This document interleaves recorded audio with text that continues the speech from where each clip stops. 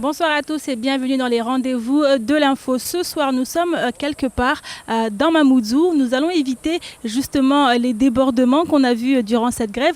On s'est pour cela installé à la piscine de l'hôtel Caribou et je vais tout de suite retrouver mon invité. Suivez-moi.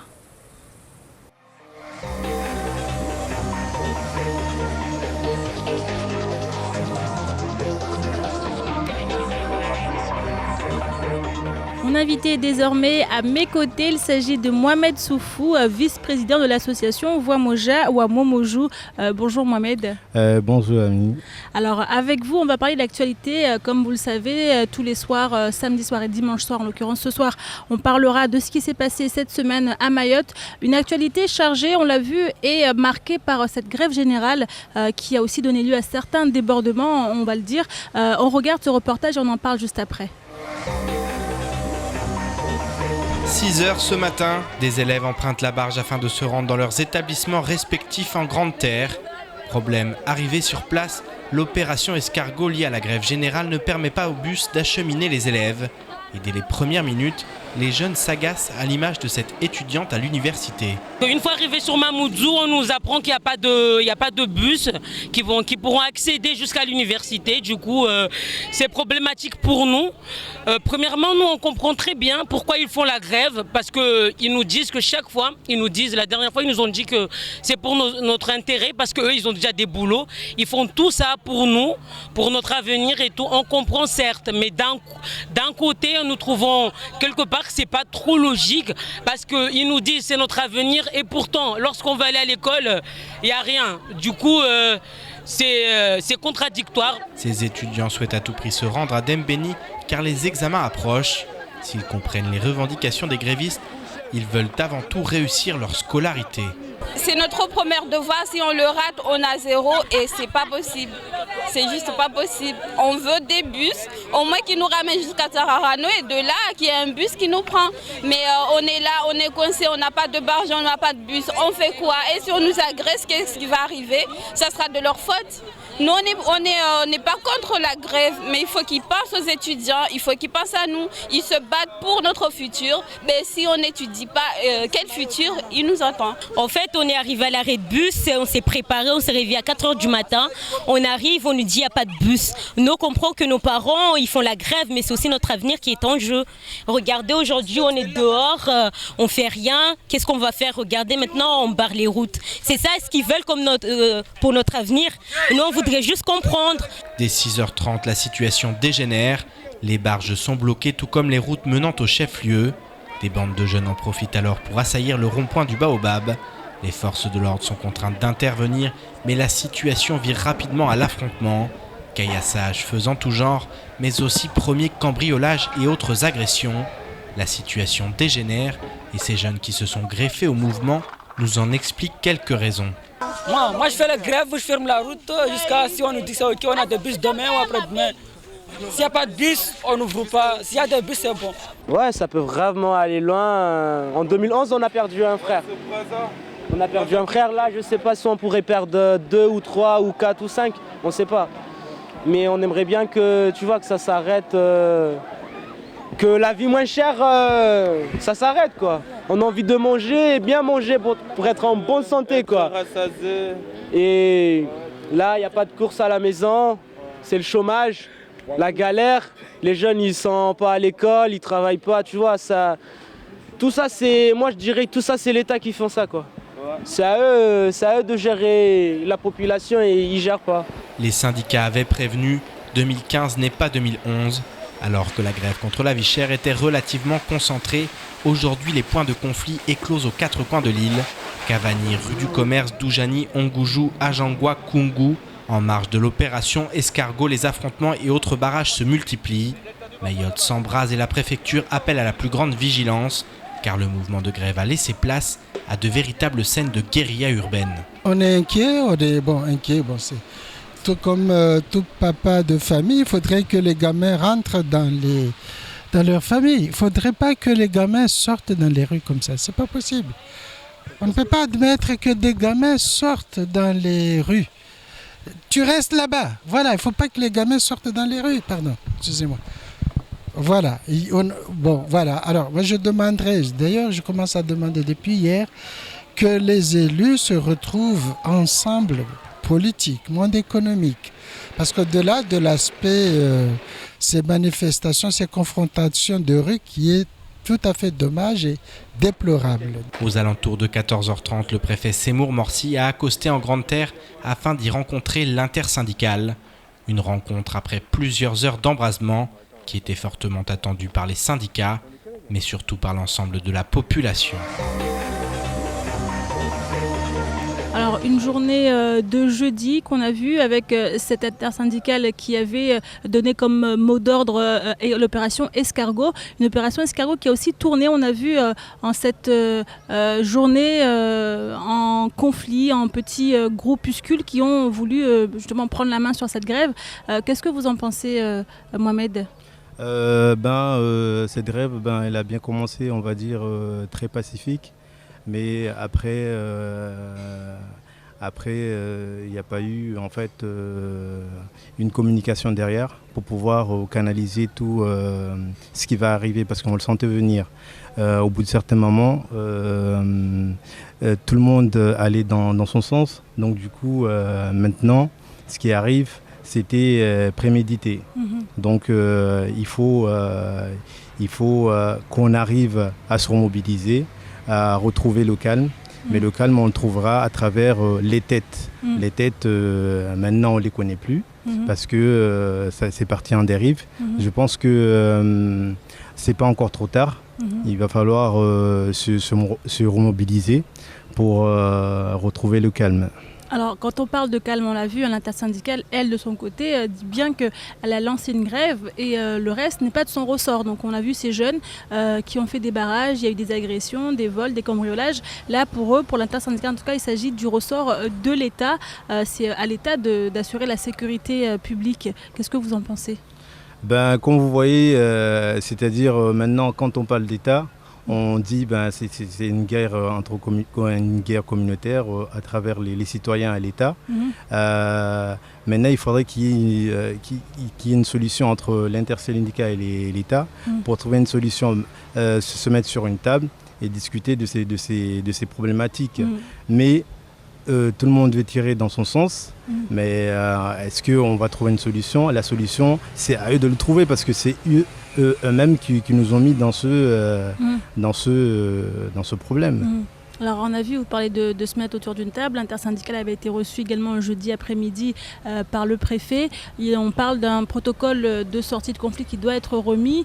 Il y a quand même une volonté, on va dire, peut-être des uns et des autres de sortir de la crise, sauf que maintenant, l'intersyndicale, elle, veut des réponses claires et concrètes à ces revendications. Comme vous voyez, c'est-à-dire, depuis jeudi, on n'a pas trouvé de solution.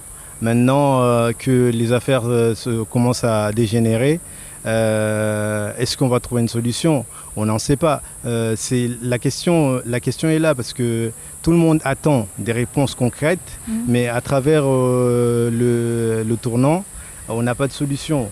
Maintenant, et vous êtes pour cette grève ? Moi, je suis pour la grève de qualité, mais pas la grève de destruction. Maintenant, si on continue dans ce sens, la destruction va venir. Il y aura toujours des pots cassés. Mais s'il y a des pots cassés, en fait, pour trouver une solution, je pense qu'il faut en arriver là. Alors on va également, Mohamed, voir les conséquences de cette grève sur certains endroits de Mayotte. On l'a vu, on parlait de points stratégiques. On a vu à Baobab la situation dégénérée. On regarde ce reportage et on en parle avec vous tout à l'heure. Pare-brise du coffre de la voiture brisé par les jets de pierre, rideau de fer de la boulangerie du Baobab fermé. Cet homme, comme la gérante de cette boulangerie, font partie des nombreuses victimes du jour.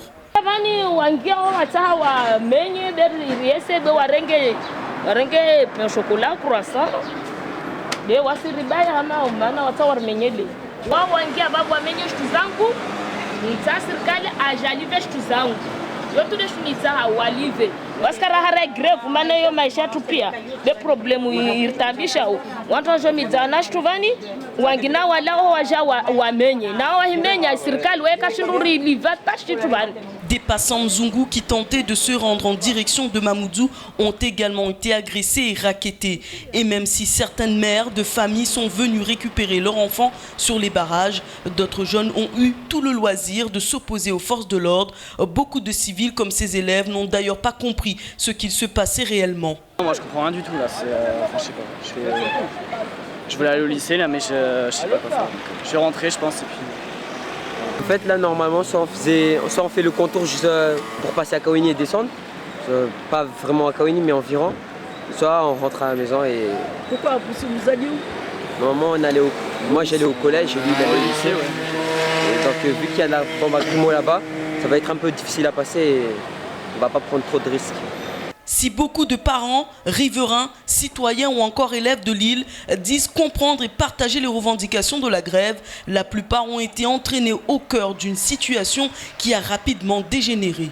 Zepinene ze pubeli za tulao mndo zelongo zilati njema aukale mndu nguve mwana heli koli rangu asubuhi mndu aruhende ya mrenga dizeri mndu katujangu bironda bia renge mwana mndu njofanya cheche ulando bo wanata wakozao nezirende hao watambi hao nezirende hao demana homsaja jaula halafu lewa inu tinjema mana wanashe wangu wala tiziwawe maisha ya hao maudu kwa tujongwa jolelo wazaza hao cheche hao wa baba wao. Malgré quelques démonstrations de force des escadrons de la gendarmerie pour lever les barrages, le manque d'effectifs a permis au débordement de se multiplier, laissant une population totalement démunie à la merci des événements. On a vu ce commerce, la responsable de ce commerce se plaindre dans le reportage. On a vu des parents d'élèves se plaindre. Là, on voit bien que la grève a aussi son côté négatif. Qu'est-ce que vous en pensez, Mohamed? Comme vous l'avez, comme on l'a vu, c'est-à-dire maintenant, c'est une future entrepreneur. Je ne sais pas si elle a payé ses dettes ou tout ça, mais elle est désespérée à travers des jeunes en fait qui ont cambriolé leur magasin. En fait, maintenant. La question qu'il faut se poser, c'est celle-ci, c'est que si on casse ces futurs business, quelle en serait la solution, quelle en serait l'opportunité pour ces jeunes. Il faudrait que maintenant on arrive à canaliser la jeunesse, on arrive à canaliser cette grève, on va dire, cette délinquance gratuite, mais à travers cela, il y a beaucoup de choses, il y a beaucoup de paramètres à mettre en compte. C'est déjà, on sent que les gens sont perdus, ils ne trouvent pas de repères, et rajouter à cela, on va dire que c'est trop. Il faut qu'on arrête. Alors on a vu des jeunes dans la rue, beaucoup disent que c'est de la responsabilité également des parents de faire en sorte que leurs enfants ne se retrouvent pas à des endroits comme cela, surtout avec les circonstances qu'on connaît. Qu'est-ce que vous avez à dire là-dessus? Les parents devraient jouer plus leur rôle? Mais comme vous le voyez, c'est-à-dire il y a beaucoup de jeunes en fait, qui errent les rues de Mamoudzou. Donc ça c'est... le constat il a été fait, c'est-à-dire il y a beaucoup de jeunes qui n'ont pas de parents, il y a beaucoup de jeunes qui ont des parents qui échappent à leurs parents. Maintenant, si chacun prenait ses enfants en fait, à bras le corps, à les laisser à la maison, je pense qu'il y aurait moins de dégénérescence. Après, il y a un jeune là en fait qu'on a interpellé, qu'on a posé la question en disant moi qu'est-ce que je fais, je ne peux pas aller à l'école, mais il est retourné à la maison. C'est des jeunes qui sont consciencieux. Maintenant ils ne réfléchissent pas de la même façon, mais il faut qu'on arrive à travers ces dialogues, à responsabiliser cette jeunesse pour que ça n'aille pas dans le mauvais sens. On va continuer, Mohamed, avec cette interview en fait, de la ministre juste après son départ de Mayotte, arrivée à La Réunion. On regarde un petit peu ce qu'elle en dit de ce qui se passe à Mayotte, notamment ce qu'elle a ressenti elle. On a eu 2 jours assez intenses, on a bien travaillé. Je crois que ça a été un séjour utile puisque nous avons eu beaucoup d'échanges, notamment avec les organisations syndicales et les élus. Et chacun a bien compris qu'il fallait du temps pour que les choses se mettent en place. Donc au total, pour moi, c'est un séjour qui a été plutôt utile. Il semble que le mouvement va continuer sur Mayotte? Je ne sais pas, vous me le direz demain. Alors, vous venez de l'entendre, la Première ministre, ses déclarations arrivées sur le sol réunionnais. Qu'est-ce que vous en pensez, Mohamed? Moi, pour ma part, j'ai trouvé que la ministre elle est venue ici en vacances, en fait, tout en expliquant, en disant que à Mayotte, tout va bien, il n'y a aucun problème. Maintenant, la question que je retiens, en fait, la réponse surtout, c'est que faites la grève. Et dès que la grève finira, vous m'en tirez les conclusions.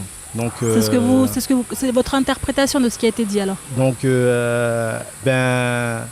pour le moment, il n'y a pas de solution, même au niveau ministériel ou au niveau État. Donc, est-ce qu'on va trouver une solution un jour? Mais pour le moment, on n'en sait rien. Alors, donc vous avez l'impression que, en tout cas c'est le ressenti que certains ont eu, la ministre n'a peut-être pas pris la mesure de la crise sociale qui est en train de se jouer ici à Mayotte lorsqu'elle était là. Bien entendu, en fait elle est venue par d'autres projets et préoccupations, mais sans pour autant en tenir compte de la situation actuelle dont les Mahorais vivent. C'est-à-dire on vit dans une crise, on vit dans l'insécurité, on vit dans... tout est bloqué, on n'a aucune solution, mais aucune mesure aussi n'a été prise. En fait, ne sera pas pris les jours à venir parce qu'elle nous parle de 2025. 2025 pour le moment, on ne peut pas entendre parler. C'est ce qui fait que les nerfs sautent. On n'a pas besoin de ça. Il faut qu'on trouve une solution, on va dire, plus ou moins acceptable. Mais pour le moment, je pense qu'on n'en est pas encore là. Alors, on va passer à un autre sujet, Mohamed. Cette semaine, on a célébré le 11 novembre, une date très importante dans le calendrier français. On regarde le reportage et on en parle juste après. 4 millions de femmes ressortirent veuves de ce conflit. 8 millions d'enfants y perdirent leur père. L'homme du présent préfère toujours rejeter la folie des hommes qui l'ont précédé dans les laines des archives. C'est par ces mots que la cérémonie du 11 novembre a été ouverte par la ministre des Outre-mer, Georges Pau Langevin. Il y a 97 ans, des millions d'hommes et de femmes ont été tués, mutilés ou blessés. Qualifiée de boucherie humaine, cette date du 11 novembre rappelle la fin d'un conflit dont il est important de se souvenir. Le 11 est une date plus qu'historique. C'est une date qui marque l'homme et singulièrement un grand souvenir de toutes celles et tous ceux qui sont tombés pour nous défendre, pour défendre la paix, non seulement dans le cadre de la Première Guerre mondiale de 14-18, mais aussi de la Seconde Guerre qui a suivi, mais aussi aujourd'hui. Vous voyez bien que le monde est encore en pleine tourmente et que nous avons besoin de l'esprit et de la mémoire des hommes qui ont combattu lors de la Seconde Guerre mondiale pour pouvoir la perpétuer, cette mémoire et leur exemple, à travers nos enfants, à travers nos petits-enfants. Le maire de la commune de Dzaoudi, l'abattoir, Saïd Omar Wali, est pour sa part très fier d'accueillir cette cérémonie hautement symbolique. Écoutez, c'est important parce qu'il faut toujours se rappeler que la liberté que nous jouissons aujourd'hui vient de très loin. C'est qu'il y a des hommes et des femmes qui se sont sacrifiés, qui ont été tués pour que nous soyons libres aujourd'hui. Donc il faut à chaque fois rappeler à la nouvelle génération que cette liberté, elle vaut cher et que nous devons à chaque fois nous battre pour que tout le monde puisse être libre partout où il sera. Donc c'était important que ça se fasse, que nous soyons tous là aujourd'hui. Et je suis très heureux que ça se fasse à l'abattoir, dans mon canton, dans ma commune. Et c'est la deuxième fois que cela se fasse ici et c'est très heureux. Des jeunes du collège de Kaweni 1 étaient également présents pour l'occasion. Yann Durosa, leur professeur, nous explique en quoi il était indispensable que ces élèves participent à cette cérémonie d'armistice. La transmission, le devoir de mémoire, la transmission du savoir, éloigné de la métropole, c'est quelque chose qui est important pour nos jeunes, qui est important à faire passer. Et c'est ce savoir, cette connaissance aussi qui formera nos citoyens de demain, nos citoyens français de Mayotte. Après les discours officiels, les élèves ont entonné l'hymne national, un moment chargé d'émotion, en mémoire de tous ceux qui se sont battus pour que nous soyons là.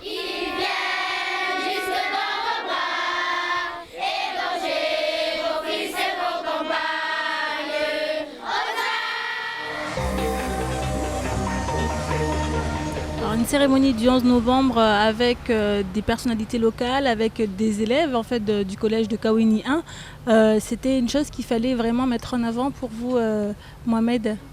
Ben, oui, je pense qu'au niveau citoyenneté, je pense qu'il faut mettre cet aspect mémoire en fait, à travers les consciences de la jeunesse, on va dire, au niveau personnalité aussi mahoraise.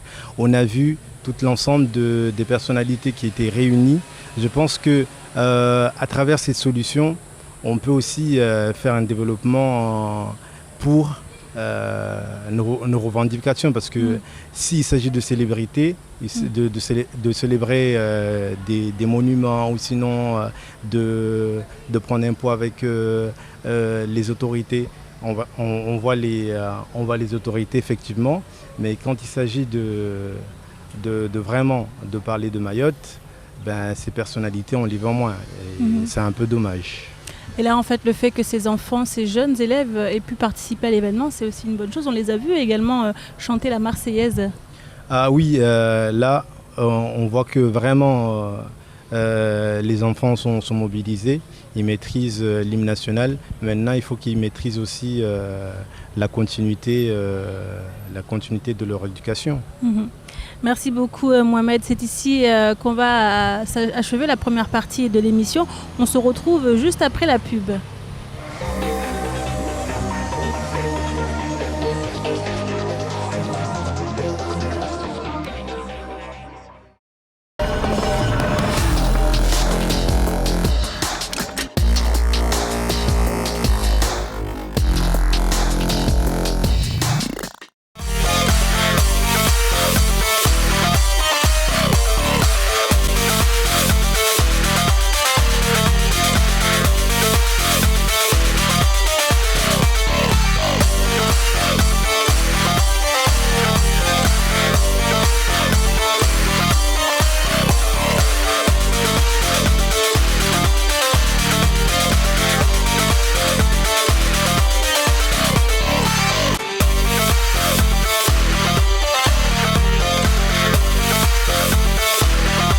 Salut, c'est Dom, retrouvez-moi tous les jours sur KTV dans le 18-19. On passera ensemble une bonne heure dans la bonne humeur avec nos rubriqueurs et toutes nos images. Allez, on se retrouve très vite sur KTV.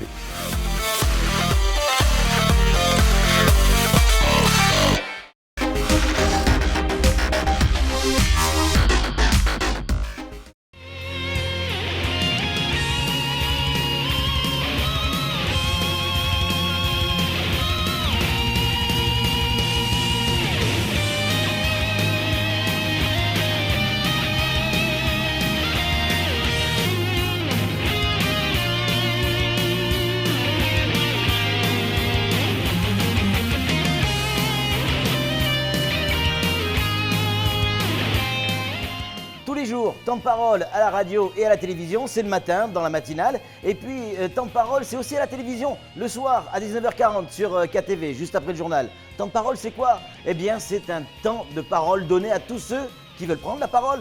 Tout le monde a droit à la parole sur Poésie. Temps de parole à 19h40, c'est forcément sur KTV.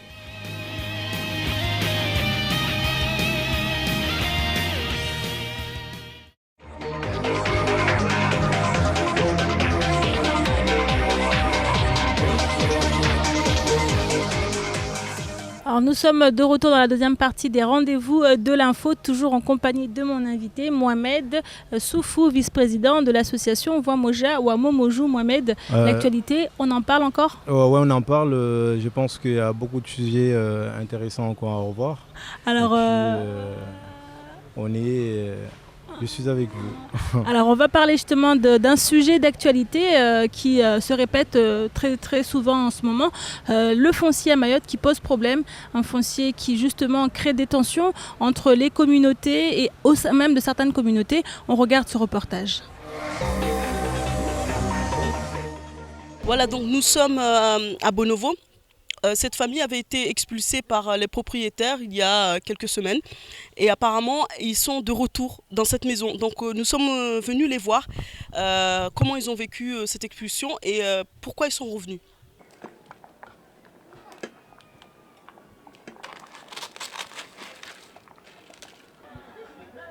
Tôle arrachée, porte détruite. Ce banga à ciel ouvert abrite un père et une mère de famille de 7 enfants. Depuis le 12 août, Rehema, qui vivait déjà dans une situation de précarité, a été expulsée.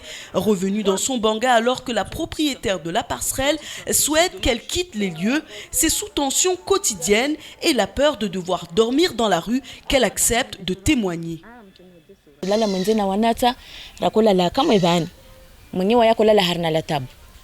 Rakulala babutu tarepara minui wayako hima kensitu mbasiria hulala rajaralala rasinziana nsinzina mwanadamu zile ile ishu ntini swafi rajara paranga mtu ajaranga midzia ngadowana babo siwenshi kamwe bani halini kam asolala kam mwenze halini mana bani kartoro ngwambarandrani.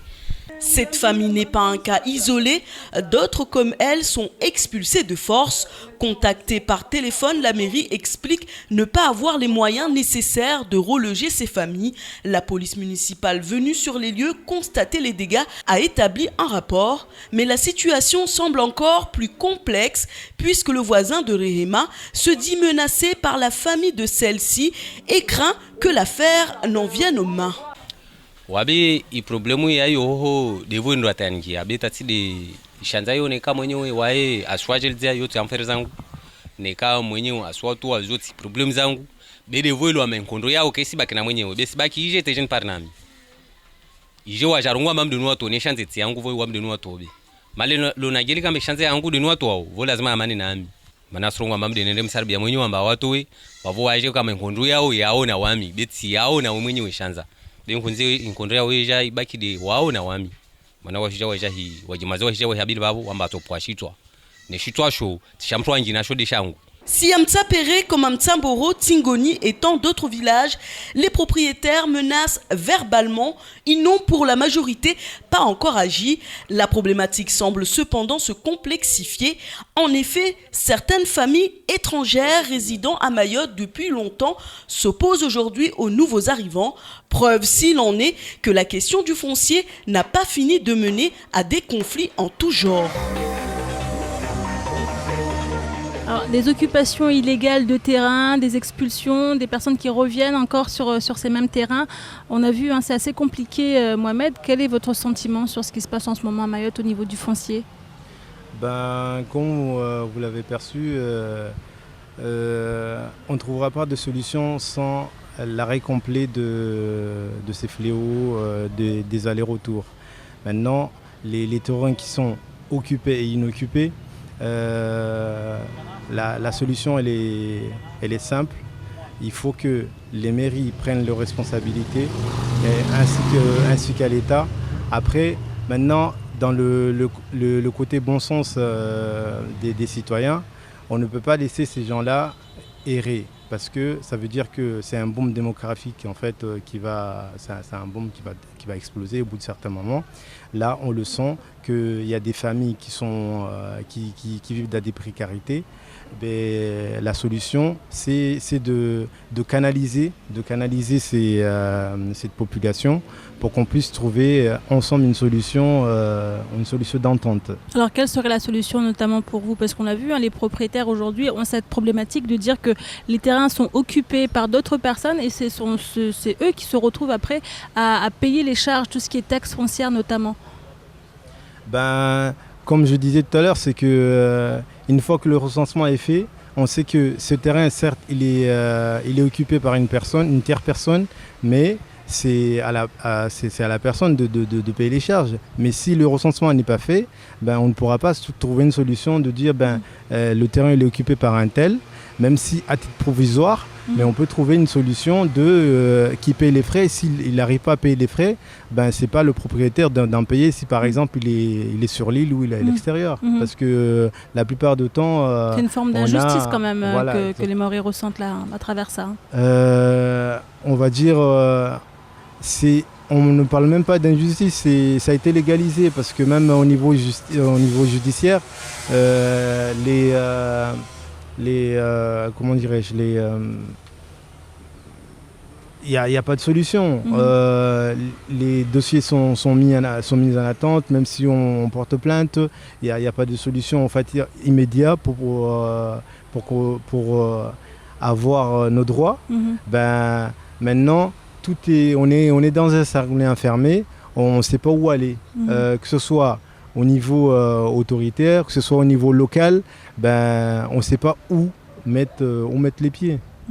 Alors je vous propose de continuer maintenant, Mohamed, avec un sujet assez axé sur ce qui se passe également à Mayotte, notamment dans ce centre éducatif et culturel de Mtsapéré où les enfants apprennent également tout ce qui est culture religieuse. Regarde ce reportage.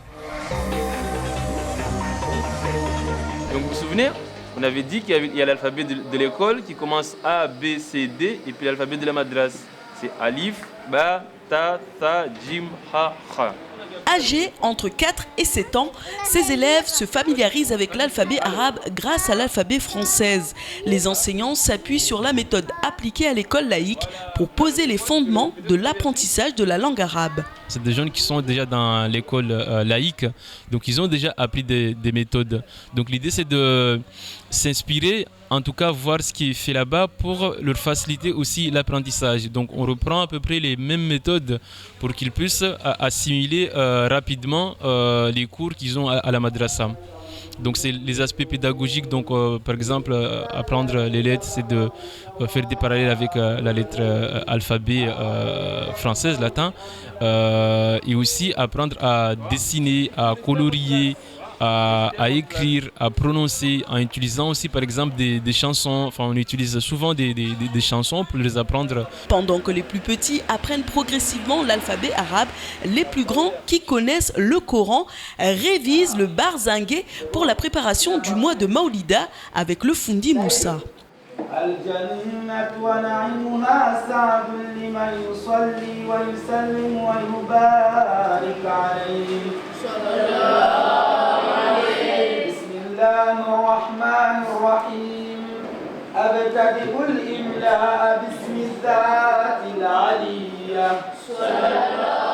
Enseignant de chenille traditionnelle, Fundi Moussa prend conscience de la différence entre cette madrasa moderne et celle dans laquelle il a toujours enseigné.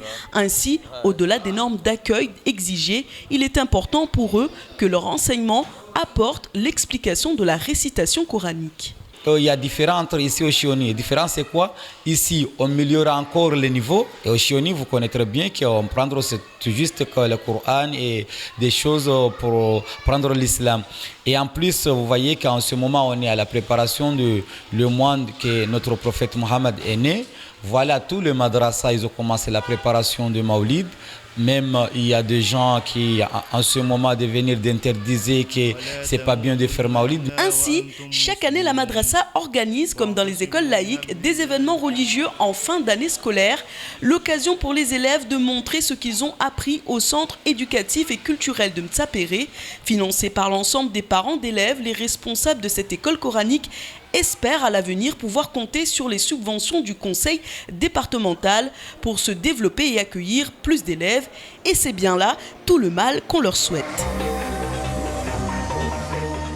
Alors Mohamed, on a vu ces jeunes assidus qui sont concentrés et qui apprennent, comme le dit ce maître, suivant des méthodes qu'ils ont déjà acquises à l'école. Moi je trouve que c'est une complémentarité comme il le précise. C'est-à-dire le jeune maintenant c'est quelqu'un qui a un dictionnaire on va dire cervical qui est indéterminé. Il faut autant en profiter. Maintenant, en associant la culture, on va dire, islamique et on va dire laïque, on peut trouver une solution d'entente. J'en viens, c'est que c'est ces mêmes jeunes en fait, qu'on a besoin d'eux dans les années à venir. En associant ces deux cultures, on peut trouver, on peut en récupérer pas mal parce que c'est une association. Dès qu'ils sortent de l'école, maintenant ils vont à madrasa, ils n'ont même pas le temps d'aller errer. Et maintenant, si on pouvait récupérer ceux qui sont, on va dire, qui sont laissés, on peut avoir une solution, on va dire, plus ou moins profitable pour le pays. Alors on a vu également ce parallèle qui est fait entre les méthodes d'avant, on va dire il y a quelques années, et aujourd'hui c'est pas la même méthode d'apprentissage. Ouais, effectivement, c'est plus adapté parce que certes à l'ancienne c'était juste on va dire le courant laïque. Maintenant c'est l'éducation et les rentrées en compte, donc c'est plus enrichissant en fait que le jeune aille dans les madrasas parce que c'est plus associé et plus mis en valeur à travers la culture de maintenant et celle d'hier. Alors on va terminer avec, toujours dans le culturel, on va voir Mohamed, avec ces cérémonies en fait liées au grand mariage comorien, des cérémonies qui font débat dans le sens où pour certains celles-ci sont génèrent trop de dépenses. On regarde ce reportage. Robe de soirée, sac à prêter pour les femmes et costumes, cravates pour les hommes. Les soirées mariage à la comorienne ressemblent aux soirées VIP de célébrités. Et cette nuit à Cavani, la centaine d'invités présentes comptent bien partager le bonheur de ce couple célébrant leur Rukumbi après plusieurs années de mariage. Une façon de préserver les traditions. Ce soir, on a fait le dîner et là, on fait le Rukumbi. Donc en espérant que ça dure pour encore des années parce qu'ils avaient déjà fait le Fungia avant. Mais aujourd'hui, ils font le Rukumbi pour que tout le monde sache que voilà, aujourd'hui ils ont tout fait ce qu'il faut, comme à la Grande Comore. Si le dîner est très animé et réunit des invités de toute génération, un grand nombre de jeunes Comoriens ne souhaitent pas célébrer le grand mariage. Le gaspillage est beaucoup remis en cause au sein de la société mahoraise. C'est avec un regard plus généraliste que ce cadre comorien voit la nouvelle génération de familles comoriennes qui auront à célébrer le grand mariage. Les jeunes Comoriens qui critiquent les Andas, ce sont les Comoriens ressortissants dans les pays arabes, surtout l'Arabie Saoudite. Les gens qui sont déjà une connaissance générale sur la société moderne et sur l'islam. Puisque le Handa, il s'agit du gaspillage, selon leur idéologie. La célébration du Rukumbi permet aux couples de rendre public leur mariage et même selon les statuts des mariés à toute une commune ou à l'île entière. Après le dîner, les invités défilent l'un derrière l'autre au rythme de chants traditionnels du grand mariage avec à la main des billets qu'ils vont remettre à la mariée. Les mariés sont présentés aux invités et s'assoient sur leur trône pour enfin débuter la fameuse cérémonie du Rukumbi, un moment très important pour l'ensemble des Comoriens. Tu n'as pas fait le grand mariage, tu ne peux pas aller et tu ne peux pas s'asseoir à la mosquée dans la première rangée à la mosquée, puisque la première rangée à la mosquée, ce sont les gens qui ont fait le Handa. Et le Handa, si tu n'as pas fait le Handa, tu n'as pas une parole dans la société. Si certains Comoriens souhaitent abolir le grand mariage, le Hukumbi est loin de disparaître. Pour la majorité, cette soirée permet de récolter des fonds provenant de l'ensemble des membres du village et de conforter sa place dans la société. La question de sa préservation n'est donc pas vraiment d'actualité. Une cérémonie de Hukumbi, donc dans le cadre du grand mariage comorien, qui aujourd'hui laisse certains perplexes. On l'a vu malgré la joie que ça peut générer, on l'a vu. Hein. Ben moi, par rapport au combi, moi je partage cet aspect festif parce que bon, ça génère certes de l'argent, mais ça permet aussi aux mariés en fait plus ou moins de payer leurs dettes parce que après le mariage, on a les ressources sont négatives, ce qui fait qu'il y a pas mal de ruptures dans ce sens parce que bon, il n'y a aucune rentrée d'argent. Mais la transformation de combi, moi j'en ai assisté. C'est on va aider à ces futurs mariés en fait de se poser, pas dans le besoin, on va dire s'ils ont besoin d'un financement. Ça leur permet en fait de s'installer et puis ils vivent le mariage au moins les quelques mois de joie. Donc moi je ne vois pas d'inconvénient pour cet aspect on va dire au combi. Hein. Alors là vous parlez du Hukumbi, mais on parle plus globalement du mariage comorien en lui-même qui génère beaucoup de dépenses quand même, on l'a vu. Hein. Des cérémonies avec beaucoup d'argent dépensé. C'est ça que certains pointent du doigt. On va dire que effectivement, ça génère beaucoup d'argent, mais c'est une préparation, on va dire, c'est encore dans la solidarité. Maintenant, tout va disparaître avec le coût de vie, on va dire, qui est actuel. Le coût de vie, il a augmenté. Et puis, au bout de certains moments, tout va stopper. Ça, c'est clair et net. Les gens ne pourront plus dépenser autant parce qu'ils n'auront plus les moyens, peut-être. Ils n'auront plus les moyens, ou sinon, par rapport à la société, ça suivra. Et puis, les mariages se feront, on va dire au niveau culturel, c'est-à-dire on s'aime, on se marie, on n'a pas besoin de dépenser. Donc, maintenant, on n'est pas encore là. Pour le moment, on va dire tout va bien et tout le monde en profite.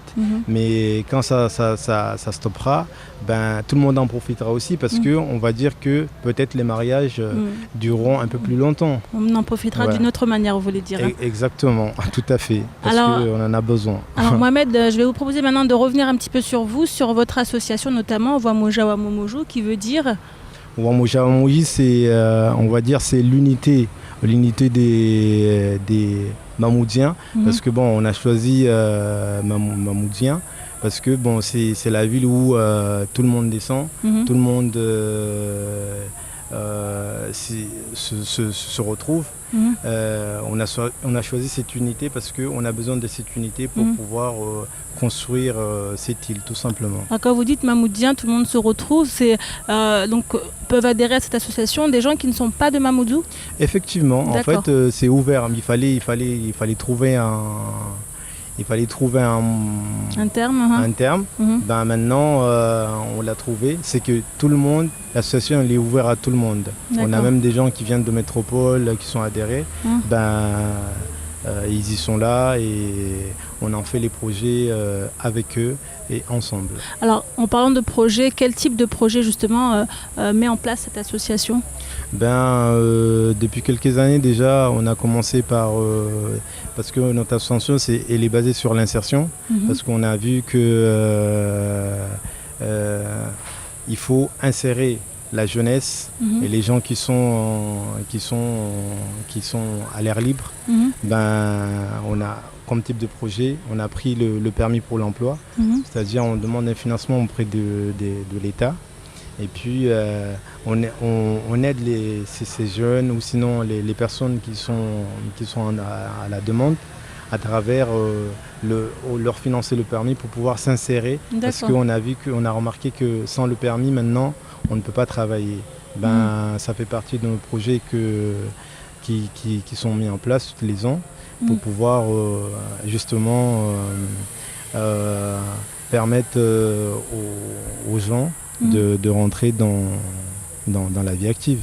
Alors vous qui parlez de Mamoudzou, comment vous voyez justement Mamoudzou aujourd'hui? C'est quand même la commune chef-lieu. Est-ce que ce qui s'y passe vous plaît? Vous avez certains regrets? Qu'est-ce qu'il faudrait changer sur Mamoudzou? Il faudrait qu'il y ait plus de recrutement, on va dire au niveau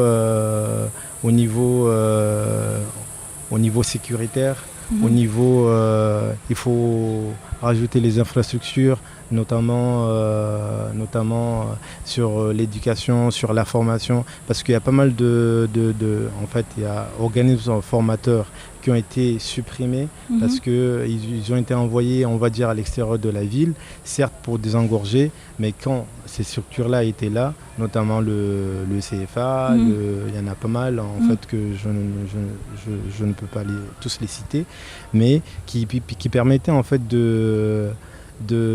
d'absorber, on va dire, cette jeunesse, les gens qui sont en besoin de formation, qui ne se retrouvent pas, c'est-à-dire ils sont là, mais ils ne sont pas formés, ils n'ont pas de travail, il n'y a pas de solution, c'est-à-dire de plus en plus il y a des personnes en fait qui viennent chercher à Mamoudzou parce que il faut pas se leurrer, les organismes de formation qui sont à l'extérieur, les gens n'y vont pas là-bas, ils viennent sur Mamoudzou parce que tout a été, c'est depuis des X années en fait que ça existe, que les gens viennent ici pour retrouver une solution de vie, que ce soit au niveau éducation, au niveau formation, au niveau travail, c'est à Mamoudzou que ça se passe. Maintenant, il faudrait les multiplier, ou il faudrait qu'il y ait encore plus d'agences de communication pour pouvoir dire à ces gens-là qu'il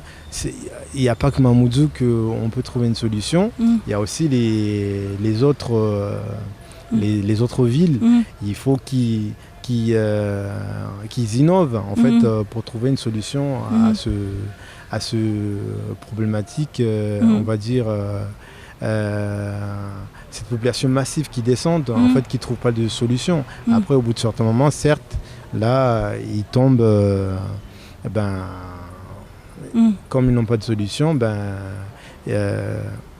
ça dégénère, tout est sale, il y a tout à refaire.